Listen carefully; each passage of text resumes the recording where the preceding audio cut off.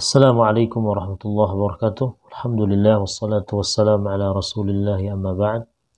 Kembali berjumpa dengan saya di channel Ocho LC Ngaji OLN dalam konten ngaji akidah mutakallim sunni. Para rekan-rekan sekalian yang dirahmati Allah Subhanahu wa taala, pada video ini kita akan lanjutkan konten ngaji akidah mutakallim sunni, di mana kita membaca kitab karya Ibnul Baqillani yang judulnya atau nama kitabnya adalah Al-Insaf. Di video sebelumnya kita sudah membahas tentang kriteria dari atau katakanlah pengertian dari akidah mutakallim sunni yang dimaksudkan dalam konten ini.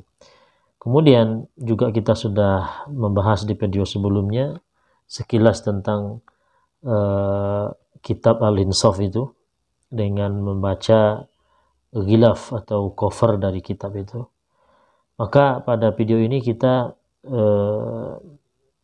tidak langsung membaca muqaddimah dari kitab Al-Insaf itu, karena ada satu hal yang saya rasa penting juga untuk dibahas terlebih dahulu, yaitu mengenai bagaimana sebetulnya mauqif atau sikap Imam Asy-Syafi'i terhadap ilmu kalam atau kalam.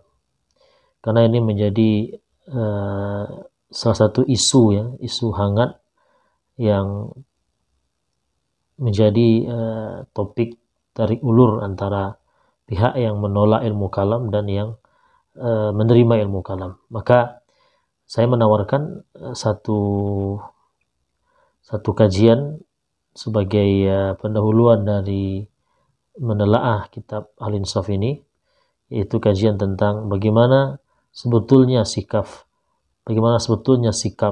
Imam Asy-Syafi'i terhadap ilmu kalam dan ashab atau sahib al-kalam. Untuk itu maka saya menghadirkan satu kitab karangan Imam Al-Baihaqi yang biasanya atau yang biasa yang biasa disebut dengan nama atau judulnya Manaqib Al-Imam Asy-Syafi'i karangan Imam Al-Baihaqi rahimahullah. Maka pada video ini kita akan membaca teks kitab tersebut untuk melihat bagaimana sikap Imam Asy-Syafi'i terhadap ilmu kalam itu, tentunya dalam perspektif Imam Al-Baihaqi. Artinya bagaimana pandangan Imam Asy-Syafi'i itu terhadap ilmu kalam dari sudut pandang Imam Al-Baihaqi rahimahullah. Maka mari kita lihat slide berikut ini.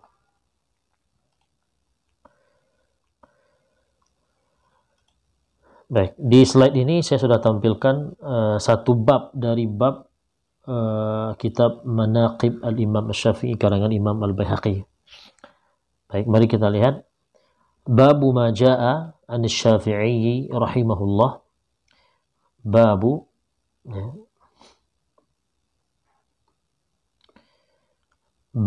ma jaa an Asy-Syafi'i rahimahullah. Ini bab tentang riwayat yang datang dari Imam Asy-Syafi'i rahimahullah fi mujanabati ahli al-ahwa dan seterusnya. Jadi bab ini dibuat oleh Imam Al-Baihaqi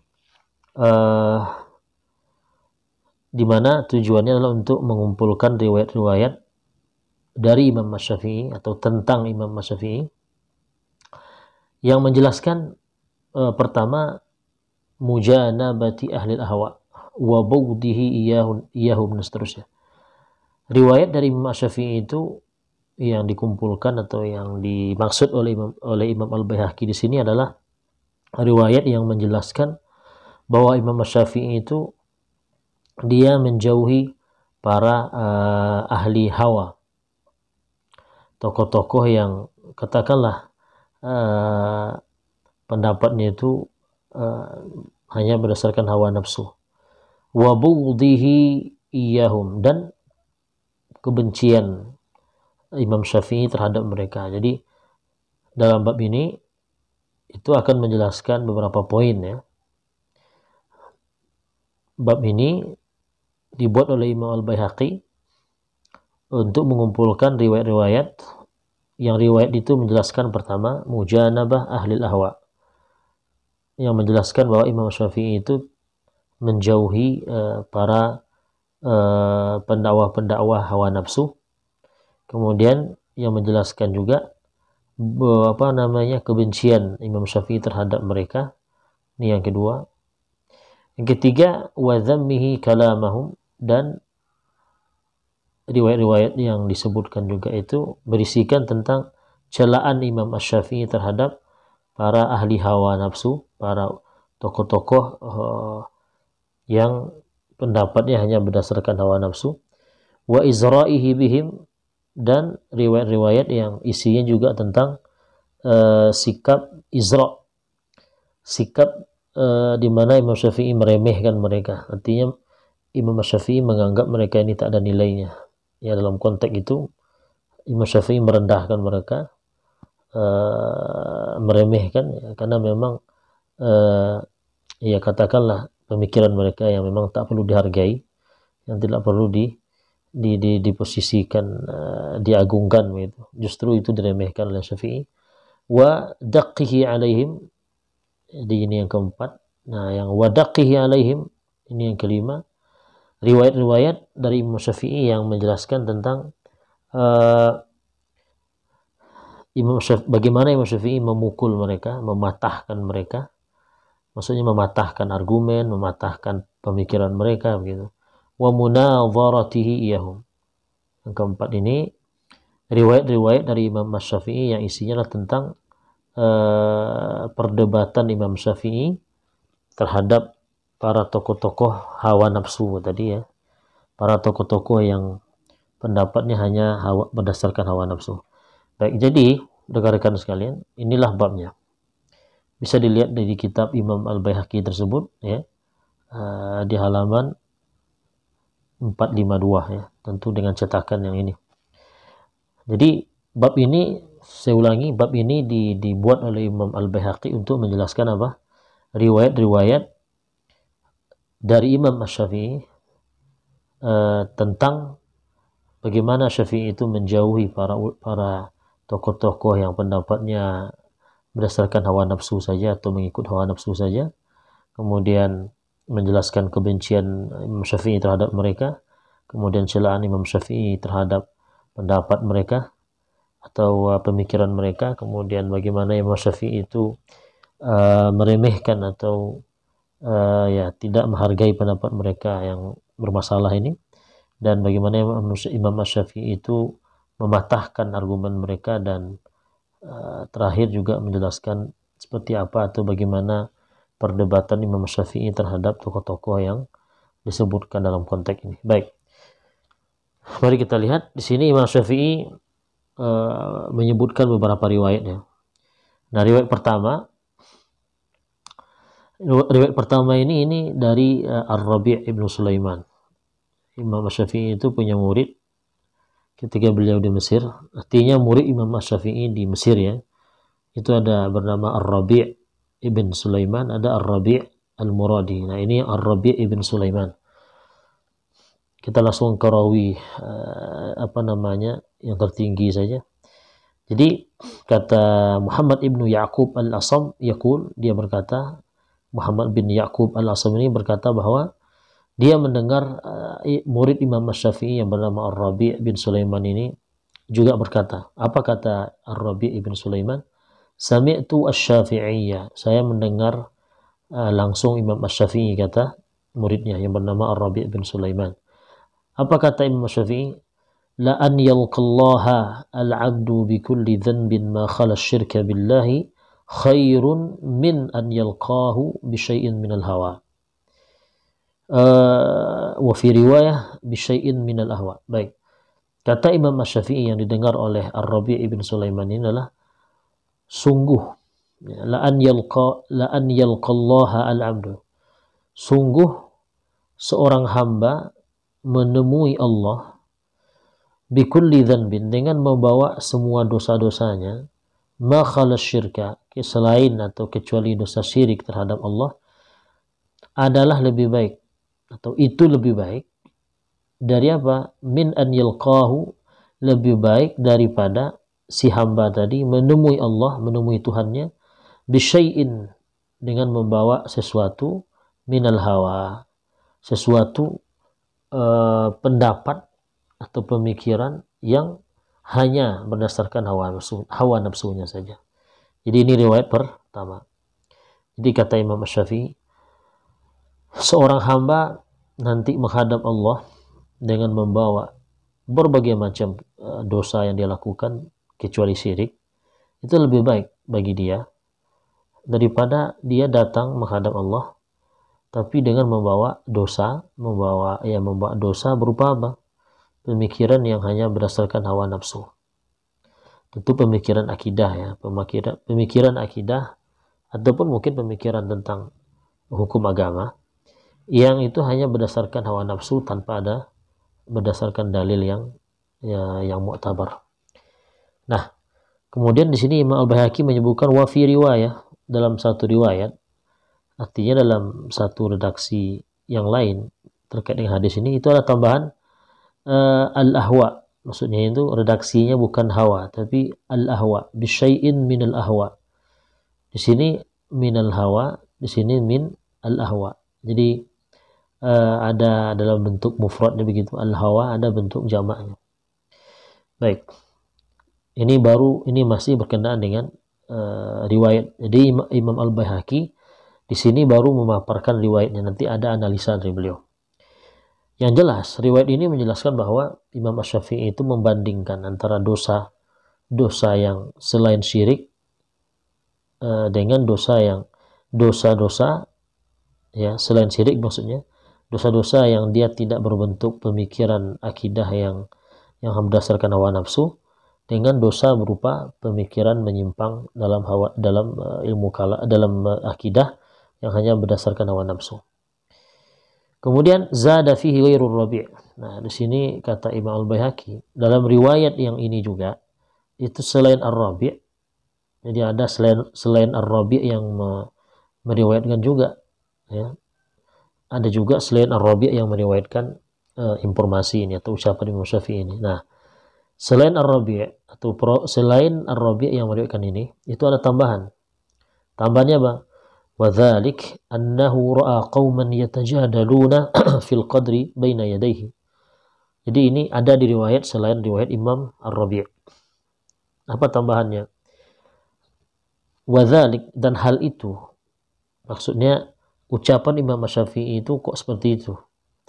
Nah, alasannya atau katakanlah kronologisnya atau mungkin penyebabnya. Ucapan Imam Syafi'i itu keluar atau dia ucapkan kenapa? Annahu ra'a qauman yatajadaluna fil qadri baina yadayhi. Imam Asy-Syafi'i itu melihat sekelompok orang sedang berdebat fil qadar. Topik perdebatan mereka tentang takdir Allah. Di mana Imam Asy-Syafi'i melihat sekelompok orang ini berdebat dalam masalah qadar atau takdir baina yadai, di hadapannya. Jadi Imam Asy-Syafi'i mungkin suatu kali entah berjalan entah apa ya, tapi yang jelas Imam Syafi'i melihat ada orang di hadapannya, sekelompok orang berdebat. Topik yang didebatkan adalah tentang takdir Allah. Nah, ketika Imam Syafi'i melihat itu, nah keluarlah ucapan yang tadi. Selain itu, Imam Syafi'i juga mengatakan di sini faqala Syafi'i dalam tambahan riwayat ini ya. Imam Syafi'i setelah melihat sekelompok orang ini dengan apa yang mereka lakukan ini, Imam Syafi'i berkata, fi kitabillahi al-masyi'atu lahu duna khalqih. Jadi ini ucapan Imam Syafi'i. Kata beliau, di dalam kitab Allah, maksudnya Al-Quran, itu ada pernyataan atau maksudnya ada ayat yang menegaskan bahwa al-masyi'atu lahu duna khalqih, bahwa yang namanya kehendak itu hanya milik Allah, bukan milik makhluknya.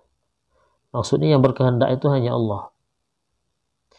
Wal masyi'atu, dan masyiah itu sendiri, atau kehendak itu sendiri, itu adalah isbatu iradatillah, menetapkan iradahnya Allah Ta'ala. Jadi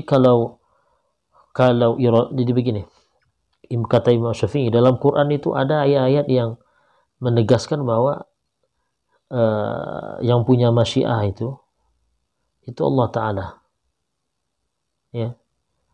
Masyiah aslinya artinya yang punya kehendak secara hakiki, ya. Karena juga hamba punya masyiah juga. Man syaa falyakfur wa man syaa falyu'min. Kan situ juga disematkan syaa kepada hamba selain Allah. Jadi al-masyiatu lahu duna khalqi, maksudnya dalam Quran itu, dalam kitab Allah itu memang ayat-ayat menyebutkan atau menunjukkan bahwa yang punya masyiah sebetulnya itu adalah Allah, bukan makhluknya. Nah, dan masyiah itu, masyiah yang ditetapkan hanya Allah yang punya, itu maknanya adalah isbat iradatillah, menetapkan iradah Allah Ta'ala. Kemudian yaqulullahu azza wa jalla, kata Imam Syafi'i, Allah berfirman, wa ma tasha'una illa ay yasha Allah. Nah, di sini kan ada dua, tasya' dengan yasha'. Di sini juga disebutkan masyiah kepada hamba, di sini juga disebutkan masyiah disematkan pada Allah. Nah, bedanya masyiah yang disandarkan kepada hamba ini itu sebetulnya sama dengan kita punya basar juga, ya, yang tidak berdiri sendiri tentunya. Dalam artian Allah juga yang menciptakan, Allah yang memberi. Sementara masyiah Allah itu tidak diciptakan, ya. Betul-betul itu memang milik Allah Subhanahu wa Ta'ala sejak azali, dan itu yang berpengaruh, dan itu sebetulnya yang berperan dalam masyiah hamba itu. Fa'a'la ma khalqahu annal masyiata lahu. Nah, jadi Imam Syafi'i sini menyebutkan satu ayat yang menunjukkan bahwa Allah yang punya masyiah itu sebetulnya pada hakikatnya Allah Ta'ala. Jadi fa'a'la ma khalqahu, maka Allah memberitahu para makhluknya bahwa yang punya masyiah hakiki itu sebetulnya Allah Ta'ala. Ya. Kehendak kita ini terbatas, dalam artian terbatas, tetap tidak bisa lepas dari masyiah Allah. Karena tidak ada masyiah hamba, masyiah makhluk itu yang di luar dari masyiah Allah. Tidak ada iradah kita, kehendak kita, kemauan kita yang itu di luar kemauan Allah. Nah, ini artinya Imam Syafi'i itu ingin menjelaskan atau ingin memberikan informasi kepada para atau sekelompok orang tadi tentang masalah qadar. Baik, poinnya adalah ini adalah tambahan dari riwayat yang di atas. Itu poinnya. Baik, kemudian di halaman berikutnya, Imam Syafi'i,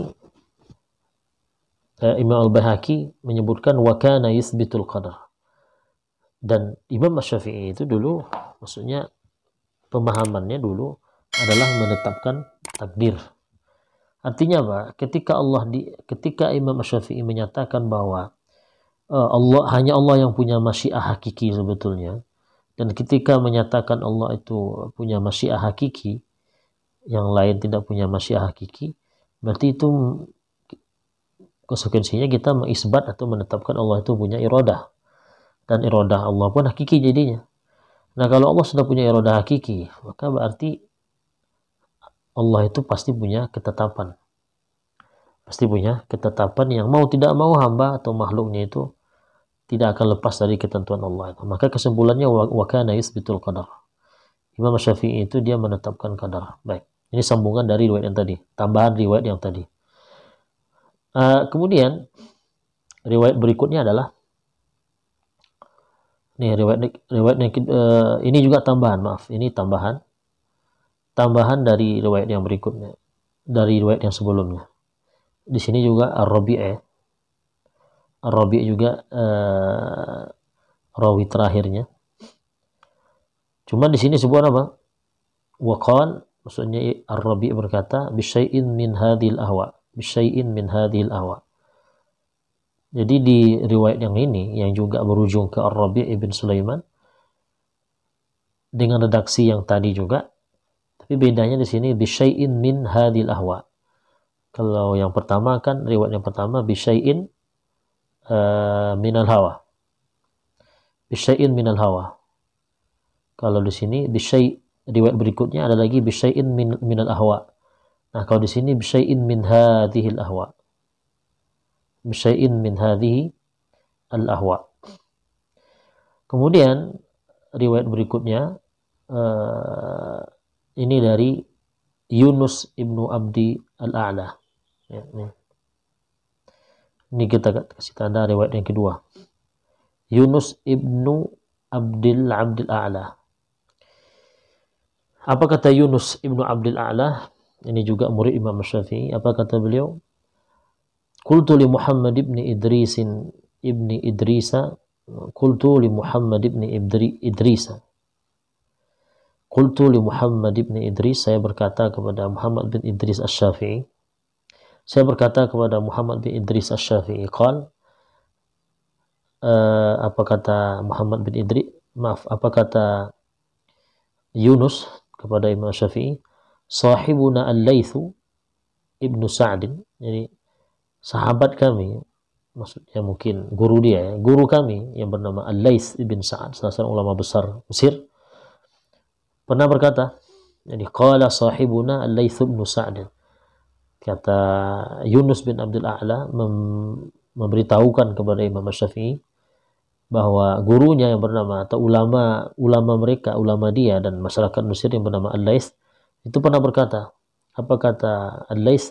Law ra'aitu sahiba hawan atau law ra'aitu sahiba hawa yamshi 'ala al-ma' ma qabiltuhu. Ini perkataan Al-Layth Ibnu Sa'ad, ulama besar Mesir. Jadi kata Al-Layth, kalau saya melihat seseorang yang dia punya pendapat, punya pemikiran yang hanya berdasarkan hawa nafsu, yamshi 'alal ma', bisa berjalan di atas air. Ini kan ceritanya tentang karomah. Ada orang yang pemikirannya menyimpang, pemikirannya tidak berdasarkan dalil yang benar, dalil yang ada diakui dalam agama kita. Pemikirannya menyimpang, begitulah ya. Tapi dia berjalan di atas air, dia bisa berjalan di atas air tanpa basah, tanpa tenggelam. Nah, kalau saya melihat orang seperti ini, kata Lais, ma qabiltuhu, saya tak akan menerima pendapatnya yang itu, pendapat hawa nafsunya itu. Walaupun nampak dia punya karomah, punya kemampuan supranatural seperti itu. Dikata Allah, saya nggak akan terima hanya gara-gara itu. Karena pendapatnya menyimpang. Faqala Syafi'i, maka Imam Syafi'i berkata, artinya Imam Syafi'i berkomentar. Imam Syafi'i berkomentar tentang informasi dari muridnya yang bernama Yunus. Apa kata Imam Syafi'i? Ama innahu qassar. Ketahuilah bahwa ulama kalian itu yang bernama Al-Layth bin Sa'ad itu qasar. Qasar ini artinya belum maksimal dalam takbirnya, dalam ungkapannya. Ya, artinya belum lengkap lah, atau belum, ya katakanlah belum maksimal redaksinya. Sehingga kata Imam Syafi'i, "Law ra'aituhu yamshi fil hawa'i ma qabiltuhu." Artinya Imam Syafi'i ingin menambah redaksi Al-Layth ini sehingga semakin padat begitu, semakin tajam, semakin mengena, semakin berbobot. Apa kata Imam Syafi'i? Kalau saya melihat orang yang sama, orang yang digambarkan oleh Al-Layth itu, pemikiran menyimpang, yamshi fil hawa, bisa berjalan di udara, maksudnya terbang, ma qabiltu, saya juga tak akan menerimanya. Jadi sebetulnya ucapan Imam Syafi'i ini memperkuat ucapan Al-Layth. Al-Layth kan hanya mengatakan kalau saya melihat ada orang yang punya pemikiran di bidang agama atau pemikiran agamanya menyimpang tapi bisa berjalan di atas air, maka saya tidak akan terima. Nah, kata Imam Syafi'i, saya tambah. Artinya saya tambahkan. Saya perkuat pernyataan beliau itu dengan mengatakan, kalau orang yang sama saya lihat juga bisa terbang, saya juga tidak akan menerimanya. Baik, ini kan artinya riwayat yang sebelumnya dengan riwayat yang kedua ini menggambarkan bagaimana Imam Syafi'i itu mujanabah ahlil ahwa, menjauhi yang namanya tokoh-tokoh yang punya pemikiran sesat atau pemikiran menyimpang. Artinya Imam Syafi'i tidak menerima, tidak mau mendekat, tidak mau menerima, dan menjauh dari orang-orang seperti ini. Sudah ada dua riwayatnya. Jadi sudah ada dua riwayat yang dipaparkan oleh Imam Syafi'i yang menggambarkan apa? Mujanabah ahlil ahwa. Imam Syafi'i tidak menyukai orang-orang yang menyimpang, pemikirannya hanya berdasarkan hawa nafsu saja. Kemudian kebencian beliau juga. Baik, kita masuk pada riwayat yang ketiga ini. Ya, riwayat yang ketiga ini ternyata juga dari sumbernya dari Yunus ibnu Abdul A'la. Ya, di mana Yunus bin Abdul A'la ini berkata atau menginformasikan begini. Ataitu Syafi'iyya ba'dama kallama Hafsa al-Farda. Saya mendatangi Imam Syafi'i. Kita kasih kode 3 ya, riwayat ketiga. Saya mendatangi Imam Syafi'i setelah Imam Syafi'i itu berdialog, berdiskusi atau berdebat dengan Hafiz al-Fard, salah seorang ulama Mesir juga. Hafiz al-Fard, seorang mutakallim. Ya. Jadi Imam Syafi'i di dalam sejarah disebutkan dia pernah berdebat dengan Hafiz al-Fard. Nah, setelah berdebat, Yunus bin Abdul A'la ini mendatangi gurunya Imam Syafi'i ini. Lalu apa kata Imam Syafi'i kepada muridnya yang bernama Yunus yang datang ini? Ghibta anna ya Aba Musa. Wahai Abu Musa, maksudnya Yunus, kamu tadi tidak hadir gitu. Kamu tadi tidak hadir. Kamu tadi tidak bersama kami. Kamu tidak melihat saya berdebat dengan Hafiz. Laqad tala'tu min ahlil kalami ala syai'. Saya tadi itu telah melihat, telah menyaksikan, telah menyimak dari ahlul kalam. Katakanlah dari seorang atau dari ahlul kalam ini berarti katakanlah para ahli kalam yang apanya ahli kalam yang dilihat oleh Imam Syafi'i atau yang dicermati oleh Syafi'i. Wallahi ma tawahamtuhu qat, yang saya lihat dari ahli kalam tersebut, maksudnya Hafiz ini, wallahi ma tawahamtuhu qat, yang saya demi Allah tidak pernah menyangka dan tak pernah membayangkan itu ada atau pendapat seperti itu diyakini atau disampaikan atau diimani oleh ahli kalam, maksudnya Hafiz. Maka keluarlah ungkapan ini, ya, keluarlah ungkapan yang masyhur ini. Di mana ungkapannya? Wala an yubtalal mar'u bi jami'i ma nahallahu anhu ma khala syirka billahi khairun min an yabtaliyahu Allah bil kalam. Nah, ini dia. Artinya ini riwayat yang lebih detail ya. Jadi dari yang saya garis atau yang saya warnai hijau ini, panah ke belakang, itu tambahan atau katakanlah riwayat atau kronologisnya. Kronologis yang menggambarkan ucapan menggambarkan Imam Syafi'i itu menyebutkan ucapan walaan dan seterusnya. Artinya ada pendahuluan ucapannya. Ada peristiwa yang mendahului, ada ucapan yang mendahului juga sebelum ucapan yang sering dan terkenal kita dengar itu. Nah, jadi saya ulangi. Jadi Yunus ibnu Abdul A'la datang ke Imam Syafi'i setelah Imam Syafi'i selesai berdebat dengan Hafiz al-Fard. Apa kata Imam Syafi'i? Ghibta anna ya Aba Musa. Kamu tadi enggak hadir wahai Abu Musa. Wahai Yunus, kamu tadi enggak hadir saat saya berdebat dengan Hafiz. Dan saya, kata Imam Syafi'i, di saat berdebat itu dengan beliau, dengan Hafiz itu, saya menemukan, saya melihat, saya mendapati dari ahlul kalam, maksudnya dari orang-orang yang sejenis Hafiz ini, sesuatu yang saya tidak pernah kira, pernah bayang, dan tidak pernah duga itu ada pada ahlul kalam seperti Hafiz ini. Artinya ada pendapat yang memang tidak bisa terbayangkan oleh Imam Syafi'i itu ada sama mereka. Sampai mereka menyatakan itu. Dan itu bertanda bahwa pendapat itu tidak disukai oleh Imam Syafi'i.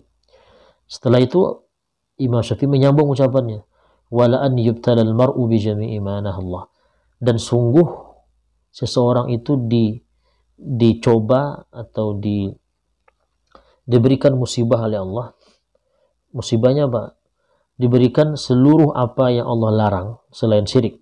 Jadi Allah memberikan seorang hamba semua yang Allah larang hamba-hamba itu lakukan selain syirik. Itu lebih baik daripada apa? Daripada Allah memberikan cobaan kepada hamba tersebut dan dengan bentuk apa? Diberikan pemikiran kalam. Nah, pemikiran kalam. Kalam yang mana? Nah, di sini kan ada alif lam ya. Bil kalam, ada alif lam. Tentu pemikiran kalam yang model pemikiran kalamnya Hafs Al-Fard dan yang semisal dengan dia. Nah, karena itu Imam Al-Baihaqi ini memberikan komentar ini penting sekali. Ini Imam Al-Baihaqi ini. Apa kata Imam Al-Baihaqi? Qultu, pendapat saya atau saya berpendapat, innama arada Asy-Syafi'i rahimahullah bihadzal kalam hafsan wa amsalahu min ahlil bid'ah. Nah, ini. Jadi orang yang dimaksud oleh Imam Asy-Syafi'i dari ucapannya yang seperti ini, ya, ini saya lingkari besar nih.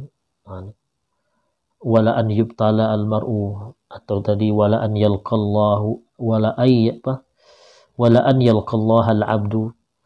Ucapan-ucapan yang seperti itu kata Imam Al-Baihaqi itu ditujukan oleh Imam Asy-Syafi'i itu kepada Hafsan wa amsalahu, kepada orang yang bernama Hafs tadi dan yang semisalnya dari kalangan ahli bid'ah.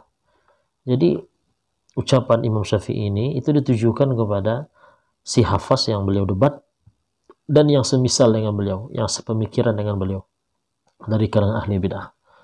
Wa hadhihi muraduhu bi kulli ma hukiya anhu fi dhammil kalami wa dhammi ahlihi. Nah, ini dia.